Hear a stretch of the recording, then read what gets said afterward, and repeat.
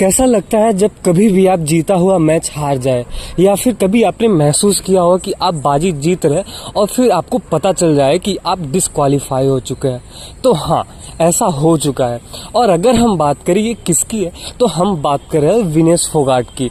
तो जो विनेश फोगाट है वो एक रेसलर है और अपने भारत की रेसलर है, वो भी नेशनल लेवल की। तो आइए अभी हम इनके बारे में जानते हैं। इन्होंने पहले ही मैच में एक चाइनीज वुमेन रेसलर को हरा के फाइनल में अपनी जगह बहुत ही अच्छी खासी बना ली थी। लेकिन सबसे दुख वाली बात, सबसे बड़ी प्रॉब्लम तो ये है कि मैच के दिन इनका खाली 100 ग्राम वेट ज़्यादा हो गया। और ये जो रेसलिंग होता है, जो मैच होता है, ये वेट के हिसाब से होता है। मतलब आपका अगर वेट 50 किलो है या फिर 100 किलो है तो सामने वाला भी 100 किलो ही होना चाहिए, उससे 5-10 ग्राम भी ज़्यादा नहीं होना चाहिए। अगर वो सामने वाला इंसान ज़्यादा है तो आप डिस्क्वालीफाई कर दिए जाओगे। सेम चीज़ इनके साथ हुआ। इनका एज और सामने वाले का एज तो सेम है, बट जो वेट है, वजन है, वो सामने वाले का कम हो गया है। मतलब इनका थोड़ा सा 50 ग्राम के आसपास ज्यादा हो गया। इसके वजह से इनको डिस्क्वालीफाई कर दिया गया है। अब सबसे बड़ी बात तो ये है कि डिस्क्वालीफाई करने के बाद अभी कुछ ऐसा मतलब फैक्ट आ रहा है, ऐसा कुछ रिपोर्ट आ रहा है कि अब जो है सिल्वर का जो पोजीशन था, जिसको सिल्वर मिलने वाला था, उसको ही पूरी जगह से हटा दिया। मतलब वो पूरा पोजीशन ही हटा दिया। अब कोई भी मैच होगा तो सिल्वर का जो विनर होगा उसको मिलेगा ही नहीं। अब ओनली होगा तो गोल्ड होगा या फिर होगा ब्रोंज।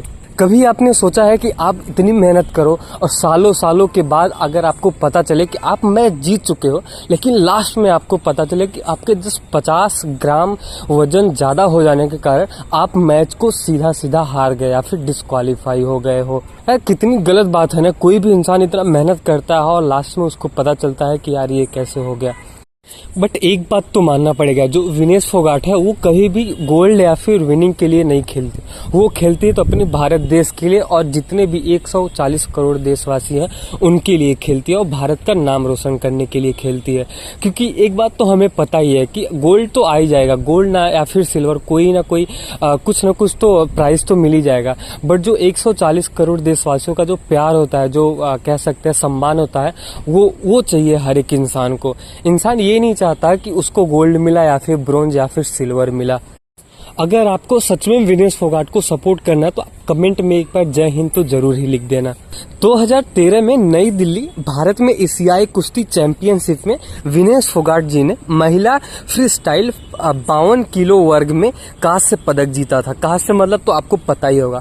थाईलैंड के थ्रो काओ श्री प्रसा को रिप चेंज राउंड में माध्यम से कांस्य पदक बाउट में 3.0 से हासिल किया था। मतलब इनका जो पॉइंट था वो 3 था और जो सामने वाला था उसका जो पॉइंट था वो 0 था। और अगर हम बात करें दक्षिण अफ्रीका में जो मैच हुआ था, जोहान्सबर्ग में हुआ था ये पूरा मैच, मतलब वहां पे आयोजित हुआ था, तो इस टूर्नामेंट में विनेश फोगाट ने दूसरे स्थान पर रही और महिला फ्री स्टाइल 51 किलोग्राम वर्ग में सिल्वर जीता था।